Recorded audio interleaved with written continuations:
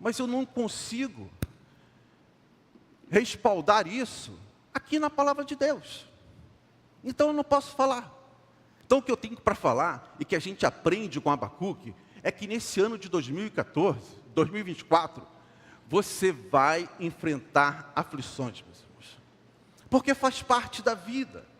Faz parte da vida. E eu sei que existem pessoas que iniciaram esse ano de 2024 já com inúmeros desafios, com inúmeras aflições, com famílias se desfazendo, casamentos se desfazendo, filhos entregues às drogas, doenças, diagnósticos, porque fazem parte desta vida, são consequências do pecado. Vejam a fala de Abacuque, meus irmãos, no início do seu livro. Leiam comigo, por gentileza. Até quando, Senhor, clamarei por socorro, sem que tu ouças? Até quando gritarei a ti violência, sem que tragas salvação? Porque me fazes ver a injustiça e contemplar a maldade? A destruição e a violência estão diante de mim, a luta e conflito por todo lado. Por isso, vamos juntos? Por isso,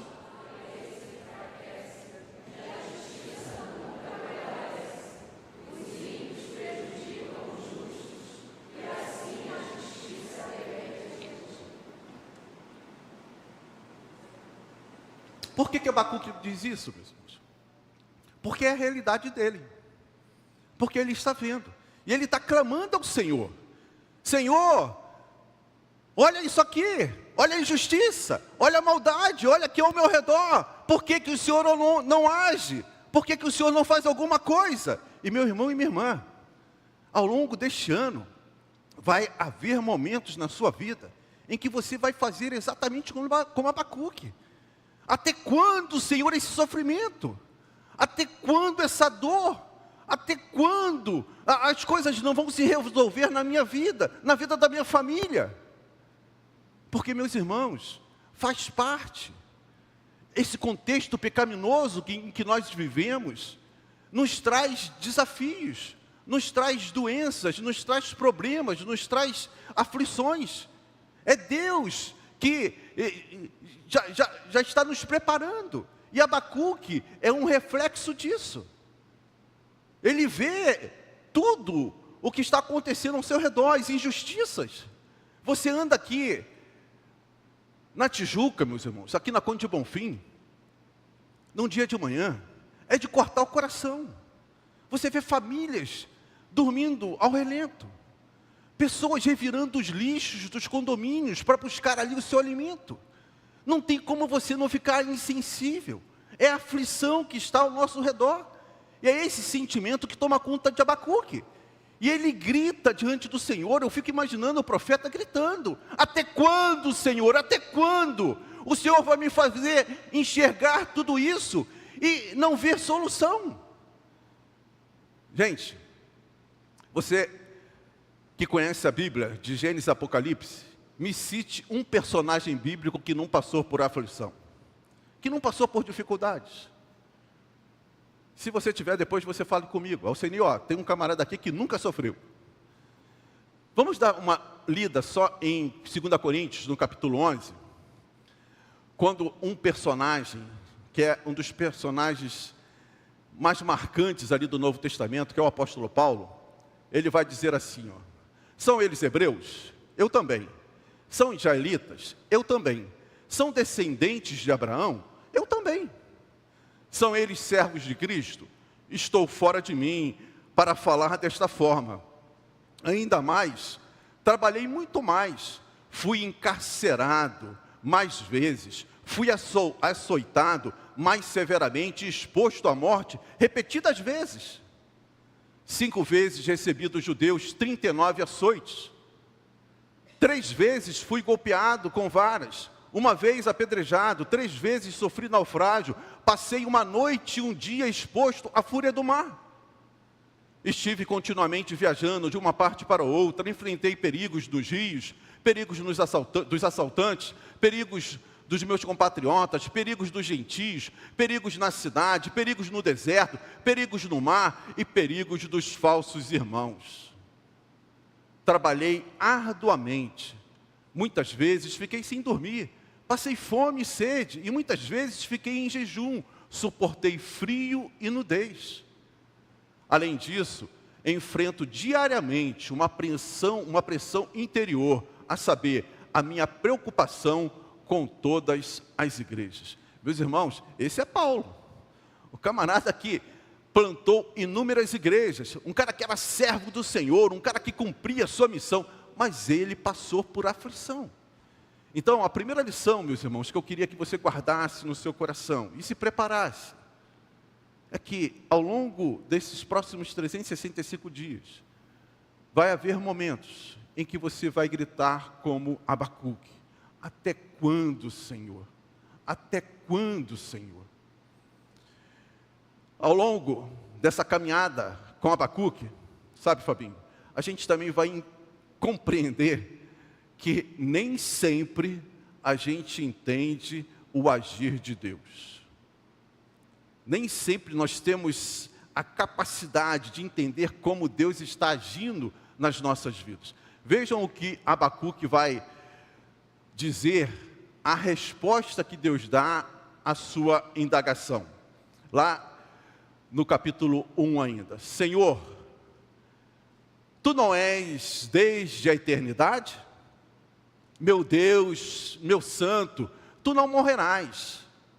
Senhor, Tu designaste essa nação para executar juízo.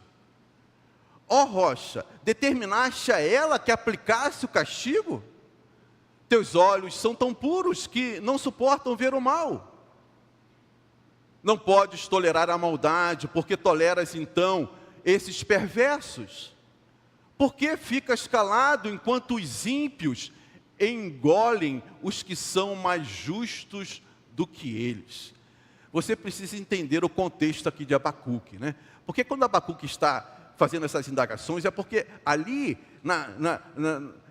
em Judá, ali onde ele está vivendo, tem tudo isso, tem a violência, tem a maldade, e aí ele começa a questionar a Deus: Deus, até quando isso vai acontecer? Aí Deus responde a Abacuque, dizendo assim: Abacuque, fique tranquilo, eu estou providenciando, a Babilônia já está vindo aí, sim, o exército babilônico está vindo aí, vai fazer uma devasta, vai, passar o rodo aqui e levar as pessoas cativas. E aí Abacuque vai: Senhor, mas espera aí, como assim? O Senhor vai trazer uma nação que é pior do que a minha para nos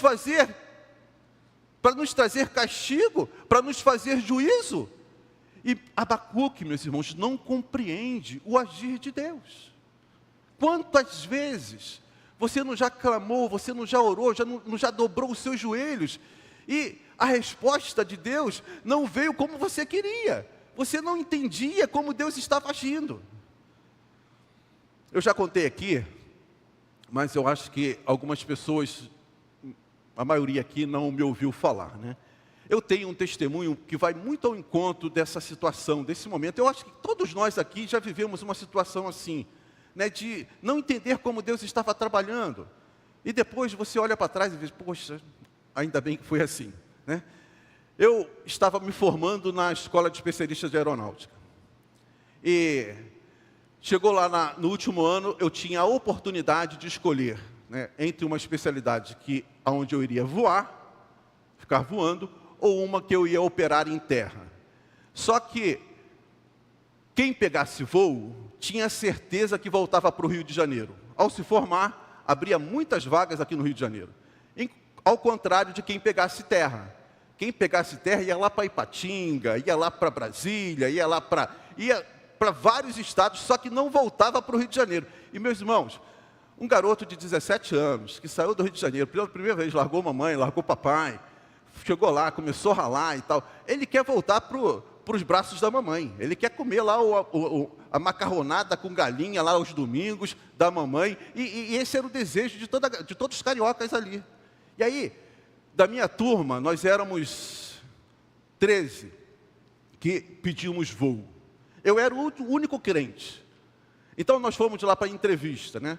Estava um capitão lá, aviador, entrevistando todos os candidatos. Aí: você tem medo de altura?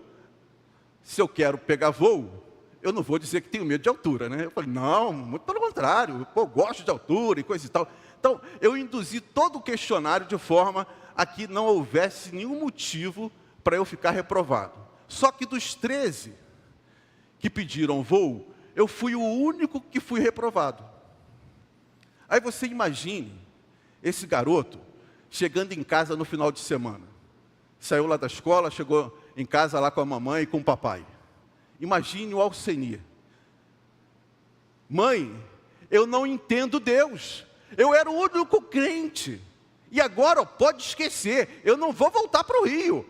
Não vou voltar para o Rio, porque eu fui o único que não peguei voo. E reclamei, meus irmãos. Eu coloquei em dúvida o amor de Deus. Porque eu não entendia. Como assim? Eu sou o único crente. Não tinha nenhum crente ali. Então Deus tinha que fazer a minha vontade.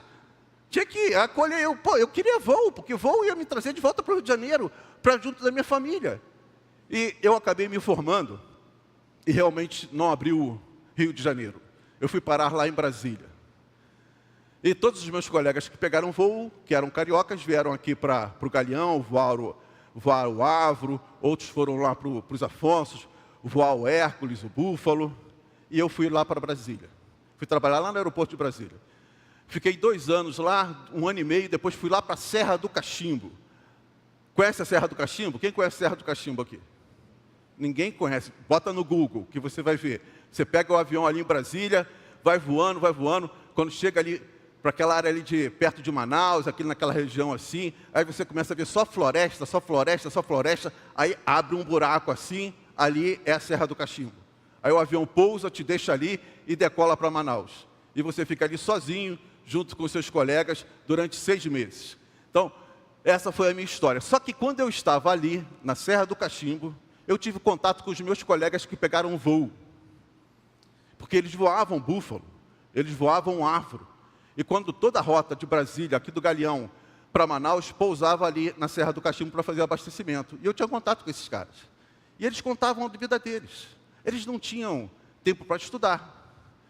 Eles tinham uma vida muito promíscua, porque ficavam ali com a turma e tal, chegavam nas cidades ali, iam para os locais lá de promiscuidade e tal. E aí eu vi, essa vida não era para mim.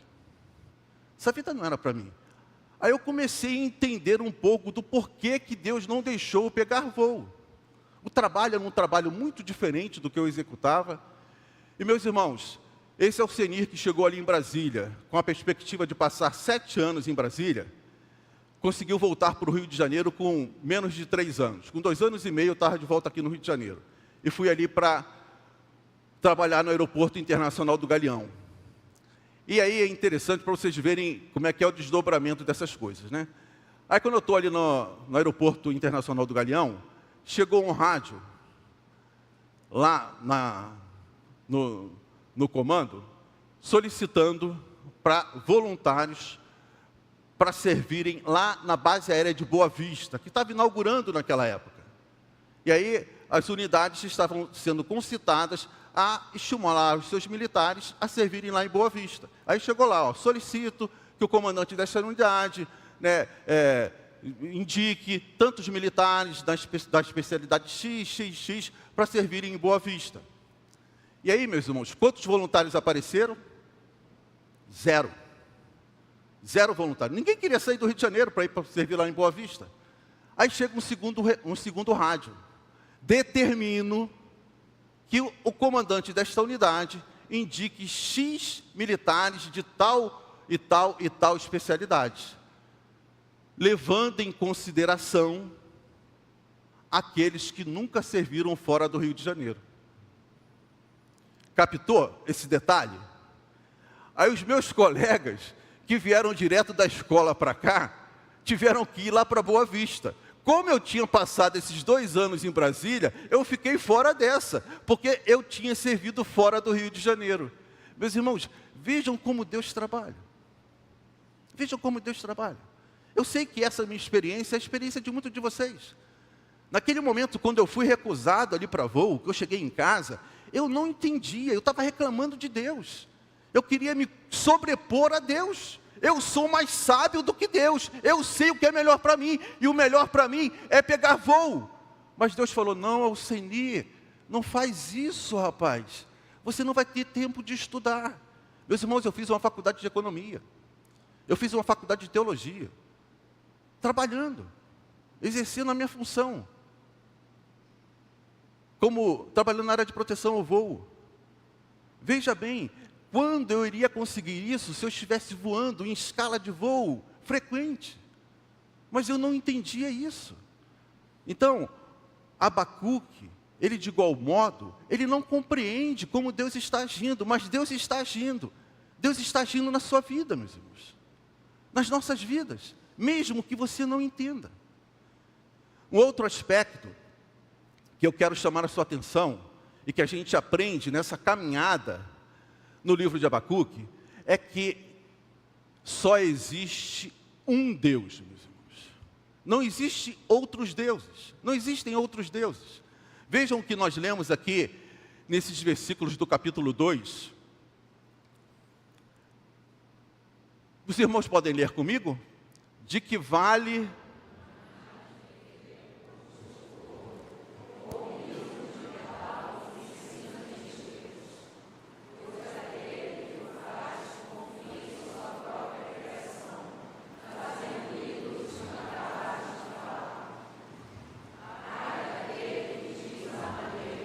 Desperte, ou a pedra sem vida, acorde. Poderá isso dar orientação? Está coberta de ouro e prata, mas não respira. Mas o Senhor está em seu santo templo, diante dele fique em silêncio toda a terra. Vamos repetir juntos? Mas o Senhor está no seu santo templo, diante dele fique em silêncio toda a terra. Meus irmãos, Deus está falando a Abacuque. Abacuque, você vive no meio de idolatria, em que muitas nações estão servindo aí vários deuses. Eles vão lá na floresta, cortam uma árvore, fazem ali uma imagem e se prostram diante daquilo que eles criaram. Isso não é Deus. Esse Deus não vê. Esse Deus não enxerga, esse Deus não cheira, esse Deus não fala. Mas as pessoas estão buscando a solução dos seus problemas nesses deuses, criados à imaginação do ser humano. Meus irmãos, o contexto de Abacuque era esse. O nosso contexto continua sendo o mesmo, só mudou as imagens. Os ídolos que nós adoramos, mas nós continuamos trocando Deus por vários outros deuses, com letra minúscula. E o que Abacuque ouve do Senhor, o que ele aprende nessa sua caminhada, de dúvidas, de indagações, é que só existe um Senhor, só existe um Deus, e é o Deus El Shaddai, que é o Elohim, que é esse Deus grande, que é esse Deus poderoso. Não existe outros deuses, Abacuque.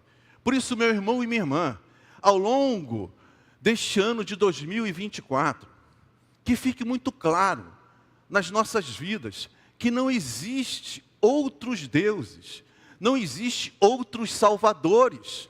O único salvador das nossas vidas é Jesus Cristo. É Deus, é Ele que está conosco, é Ele que prometeu estar com cada um de nós até os fins dos tempos. Então, não vá em busca de outros deuses, porque eles não existem. Eles são criações humanas. O que nós servimos, o Deus que nós servimos, Ele é o nosso Criador. Ele não foi criado pela imaginação e arte do ser humano.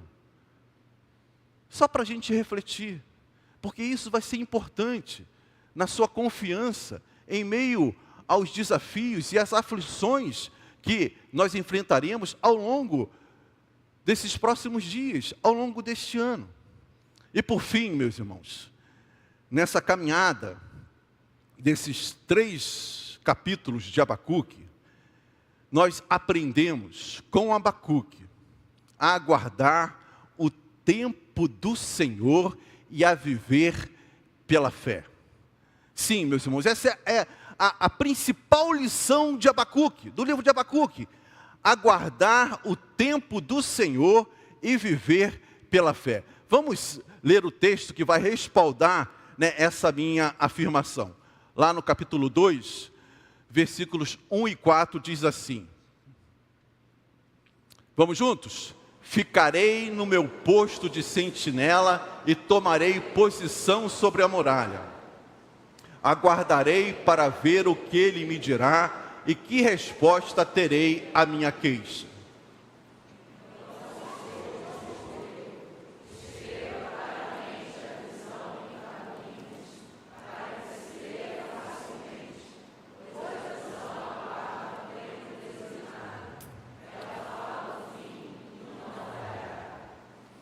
Ainda que se demore, espere, porque ela certamente virá e não se atrasará. Escreva: o ímpio está envaidecido, seus desejos não são bons, mas o justo viverá pela sua fidelidade. Volta um pouquinho, por gentileza, só para a gente refletir um pouquinho sobre aquela questão do tempo. Volta uma imagem atrás, por favor.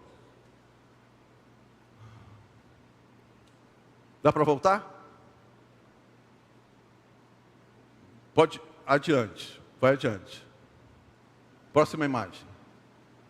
A próxima imagem, isso. Então o Senhor me respondeu: escreva claramente a visão em tabuinhas, para que se leia facilmente, pois a visão aguarda um tempo designado. Ela fala do fim e não falhará. A próxima. Ainda que se demore. Veja bem esse detalhe, meus irmãos. Aí, às vezes a gente passa, assim, faz uma leitura muito rápida e você não atenta para os detalhes. Veja o que Deus está falando para Abacuque. Ó, ainda que se demore, espere, porque ela certamente virá e não se atrasará. Veja bem, não, só, pode voltar. Ainda que demore, mas essa demora não significa atraso diante de Deus. Para a gente é. Ó, ainda que demore, para você pode estar demorando. Mas ela não vai se atrasar, porque eu sei o tempo certo das coisas acontecerem para você. Eu sei quando você tem que voltar para o Rio de Janeiro ao Senhor. E não é quando você estiver se formando. Você antes vai ter que passar um tempo em Brasília. Esse é o tempo de Deus. Para mim estava demorando, mas para Deus não. O momento de eu voltar para o Rio de Janeiro não estava atrasado, meus irmãos. Então Abacuque aprende a confiar no tempo de Deus. O tempo de Deus é o melhor para nós. Aguardar o tempo de Deus. E Abacuque vai aprender que o justo, ele vive pela fé, meus irmãos. Essa é uma lição formidável que o profeta aprende. E que Paulo vai se apropriar disso. Paulo vai citar em Gálatas, vai citar ali em Coríntios. O autor de Hebreus também vai citar essa afirmação. O justo vive pela fé. Pela fé em Jesus Cristo.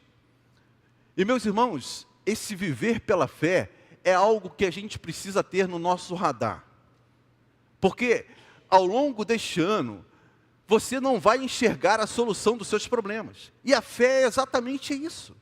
Eu quero ler com vocês só alguns versículos ali do capítulo 11, que traz, né, à nossa memória essas testemunhas, estas vidas que viveram segundo a fé em Deus. Vamos fazer a leitura juntos desses 8 versículos. Eu quero de Hebreus capítulo 11. Capítulo 11, dos versículos de 1 a 8, por gentileza. Isso, esse aí. Não é esse. É Hebreus capítulo... Bom, meus irmãos, você conhece o capítulo 11 de Hebreus. Vai falar sobre Abraão, vai falar sobre Noé, vai falar sobre esses homens que viveram pela fé. Eles não enxergaram a solução dos seus problemas, mas eles tiveram que viver pela fé. E a fé é viver por aquilo que nós não enxergamos. Ora, então vamos agora, né? Então, vamos juntos? Ora, a fé é a certeza de coisas que se esperam, a convicção de fatos que não se veem. Pois pela fé os antigos obtiveram bom testemunho. Pela fé, entendemos que o universo foi formado pela palavra de Deus, de maneira que o visível veio a existir das coisas que não são visíveis. Pela fé, Abel ofereceu a Deus um sacrifício mais excelente do que Caim, pelo qual obteve testemunho de ser justo, tendo a aprovação de Deus quanto às suas ofertas. Por meio da fé, mesmo depois de morto, ainda fala. Pela fé, Enoque foi levado a fim de não passar pela morte. Não foi achado porque Deus o havia levado. Pois antes de ser levado, obteve testemunho de que havia agradado a Deus. De fato, sem fé é impossível agradar a Deus, porque é necessário que aquele que se aproxima de Deus creia que Ele existe e que recompensa os que o buscam. Pela fé, Noé, divinamente instruído a respeito de acontecimentos que ainda não se viam, e sendo temente a Deus, construiu uma arca para a salvação de sua família. Assim, ele condenou o mundo e se tornou herdeiro da justiça que vem da fé. Pela fé, Abraão, quando chamado, obedeceu a fim de ir para um lugar que devia receber como herança. E partiu sem saber para onde ia. Pela fé, peregrinou na terra da promessa como em terra alheia, habitando em tendas com Isaque e Jacó, herdeiros com ele da mesma promessa. Meus irmãos, e aí você conhece, você sabe, são vários os personagens. Qual é a ênfase que o autor está querendo dar ali? Nos mostrar desse viver pela fé. E é exatamente o que Abacuque aprende, a viver pela fé, não pelo que ele está enxergando, não pelo que ele está vendo, porque, meus irmãos, na maioria das vezes, ao longo deste ano, você vai se deparar com situações em que você não vai entender, em que você vai se indagar: até quando, Senhor, até quando? Os seus olhos não vão conseguir enxergar a solução do seu problema, da sua dificuldade. E aí, você vai parar? Não, pela fé, você vai avançar, pela fé em Deus, porque nós somos aqueles que vivemos pela fé e não pelo que vemos, não pelo que enxergamos, porque temos a certeza que o Deus que nós servimos, Ele traz à existência o que os nossos olhos não veem. Deus tem sempre o melhor para o seu povo. Por isso, meu irmão e minha irmã, nós precisamos ter esses conceitos, esses princípios arraigados em nossos corações, para que a gente consiga avançar neste próximo ano, superando todas as dificuldades, problemas familiares, problemas financeiros, problemas de saúde que vão surgir, se já não estão presentes na sua vida. E pelos olhos da fé, pela fé em Deus, pela fé em Jesus Cristo, nós somos mais do que vencedores, meus irmãos. Porque assim foi com esses heróis da fé. E assim é prometido para todos aqueles que vivem pela fé em Deus, não pela fé na força do seu braço, não pela fé na política, meu irmão e minha irmã. A política não vai trazer vitória para ninguém, não pela fé no homem, mas na fé em Deus. Abacuque aprende, o justo, Abacuque, ele vive pela fé, e Abacuque fica ali, acampado, aguardando essa resposta de Deus, atento, e ele aprende, meus irmãos, ele aprende, de tal forma, que ele chega no final do seu livro, e ele traz essa poesia, essa afirmação maravilhosa: ainda que a figueira não floresça, não haja fruto na videira, o produto da oliveira me decepcione, os campos não produzam mais alimentos, as ovelhas sejam arrebatadas dos apriscos, e nos currais eu não encontre mais o gado, ainda assim eu me alegrarei no Senhor, no Deus da minha salvação, porque Ele é a minha força, é Ele que vai me fazer avançar diante dos obstáculos e das dificuldades. Meus irmãos, isso é uma declaração de fé. Abacuque está dizendo, mesmo que meus olhos não enxerguem nada, mesmo que a plantação não deu seus frutos, mesmo que o gado seja roubado, mesmo que as ovelhas desapareçam, mesmo que tudo esteja dando errado aos meus olhos, ainda assim, eu vou me alegrar no Senhor, eu vou exultar no Deus da minha força, porque Deus é que dá a nossa força, meu irmão. É Deus que vai nos colocar em condições de superar todos os obstáculos, todas as dificuldades. De manhã eu citei, o apóstolo Paulo, que vive dessa forma. Aprendi o segredo de viver contente em toda e qualquer situação, seja bem alimentado, seja passando fome, seja quando a minha conta lá no banco tá no azul, seja quando ela está no vermelho, eu tudo posso naquele que me fortalece, meus irmãos. Isso é viver na fé, isso é viver pela fé.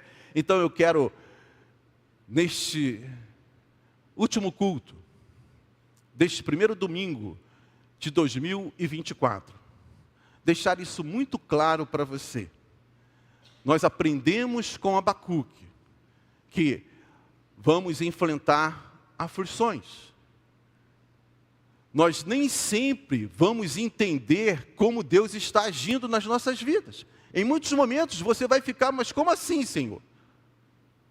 Você vai reconhecer que só existe um Deus.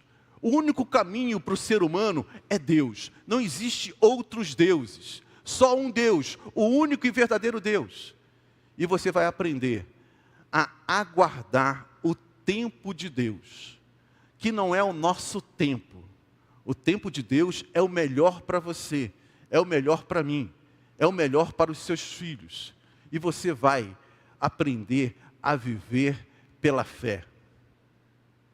Não pelo que você enxerga, mas pelo que Deus está trazendo à sua existência. Que Deus nos abençoe.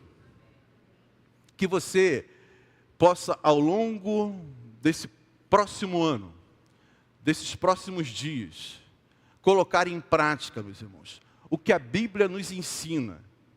A Bíblia nos ensina que há tempo de clamar e há tempo de marchar.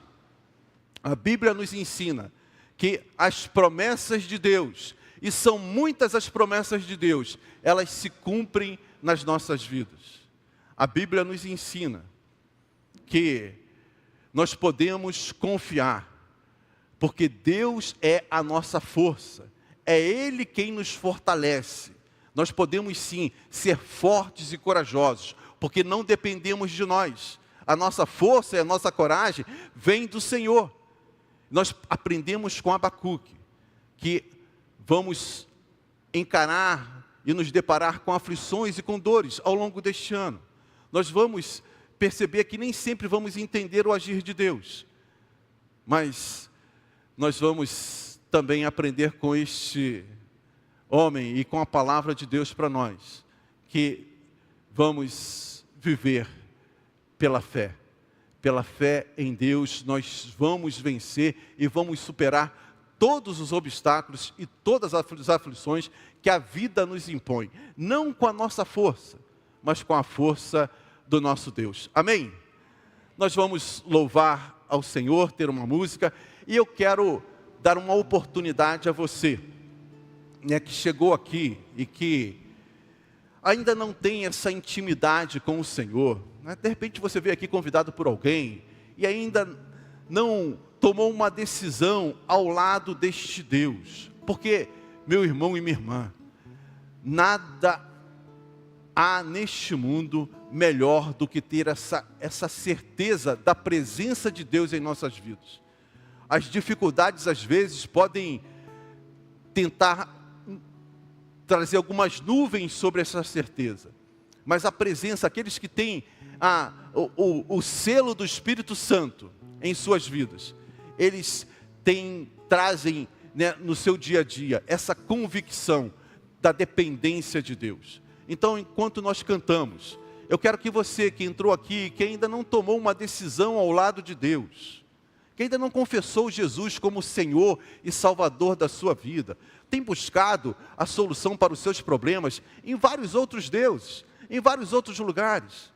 Você hoje entrou aqui para ouvir que só existe um Deus. E esse Deus está de braços abertos para recebê-lo, para recebê-la.